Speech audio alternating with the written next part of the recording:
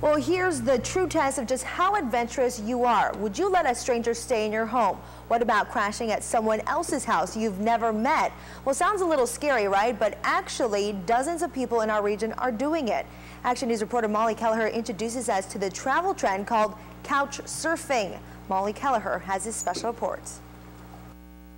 It's really a community of travelers, mostly, and kind of budget-minded people. She's done it, and so is she. What better way to kind of explore my first couple nights in Costa Rica by myself than with a couch surfer. Couch surfing is a way to travel on the cheap. No money, no reservations, all strangers. Marie Cadwell first heard of couch surfing while traveling in Utah.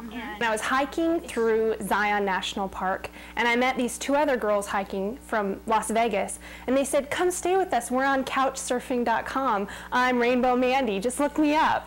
And so I'd never heard of it, and so I went online, and there they were. So on my road trip, I stayed with a few other couch surfers. Marie is a homegrown gal from Richland, but despite her roots here, she's also a world traveler from China to Cambodia to Costa Rica. But she's not just the one crashing on someone's couch, she also lets them stay the night for free. People she's never met. I get an email from someone interested in surfing my couch. And I'll look at their profile and say, okay, are they a legitimate person? Do they hold a job? Are they about my age? So then they come, I blow up a little airbed and I stick them in the living room. And we usually go out to dinner also. And then they leave early in the morning. To get to know this couch surfing community a little bit better, I put my own profile online. I already started to get emails from folks. I found lots of locals, a winemaker in Prosser, a singer in Walla Walla, a med student in Richland, an event planner in Kennewick. Eventually the question does come up, how safe is it? The site gives you a lot of tips on keeping things on the up and up. Maybe meet in a neutral spot beforehand and really just do your homework. Look at the profiles and references. It's all online. There's no direct emailing. It all goes through the site. And all conversations are recorded to make sure no one's using the site for other purposes. I was really leery about it at first, but once you get on the site and you see that there is a fairly rigorous process of signing up, several stages of being verified. In the end, it just comes down to trusting your own instincts. I think people raise their eyebrows, but if they know a little more about it, they're more accepting. I will definitely keep my profile up and say, yes, I have a couch available. It's an airbed, but it's a couch. And of course, that was our Molly Kelleher reporting. And Molly's actually going to try out couch surfing. That's what I understand. And we'll have that story coming up later on in this newscast, so stay tuned. Okay, I've hit the road. I'm going to my very first couch surfing experience. You're along for the ride. Now, I'm a little nervous right now, I got to admit. I haven't talked to this person on the phone. Everything's been through email.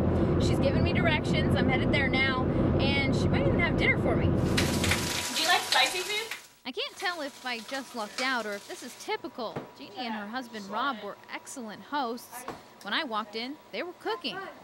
Yeah, well, that's one of my passions, is that I love to cook. I love to drink wine, so absolutely, I always cook up dinner, breakfast, you know, whatever. This wasn't Sloppy Joe's. After stuffed poblano peppers and tortilla soup, it's time for bed. I'm about to head to bed, but I got a confession to make. Not all couch surfing is created equal. Found that out pretty quick. Some people, you know, offer up their floor. Maybe bring a sleeping bag or an air mattress, of course. There's the couch, but I lucked out a little bit. I got a guest bedroom. No weirdness, just a good night's sleep. The thing about couch surfing is you come for the price tag, you keep coming back for the people. It's really for anybody who just has an open mind and an open heart and wants to experience the world from a very local, down-to-earth perspective. I spent a lot of time with Jeannie and her family and got to know all about her family business. They live in the Horse Heaven Hills area outside of Prosser down by the Columbia River. They're winemakers. These barrels, for The couple is pretty proud of their Alder Ridge vineyards, and couch surfing is a way to show off the wine region. You know, if they want to go hiking, I'd be happy to oblige, go hiking with them. If they want to go fishing, swimming, go wine tasting. They're one-woman tourism industry. Well, you know, I'm really excited about the area that I live in. They're good hosts and good travelers. Jeannie's been to 7 countries, and her connection to travel runs deep. Her mom adopted her after a trip to South Korea.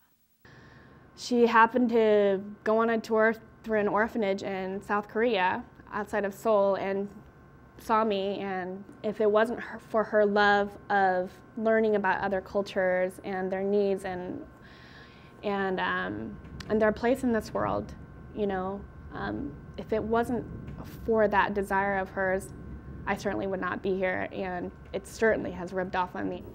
And I've got to admit, after a night with Jeannie and her family, that sense of adventure rubbed off on me too.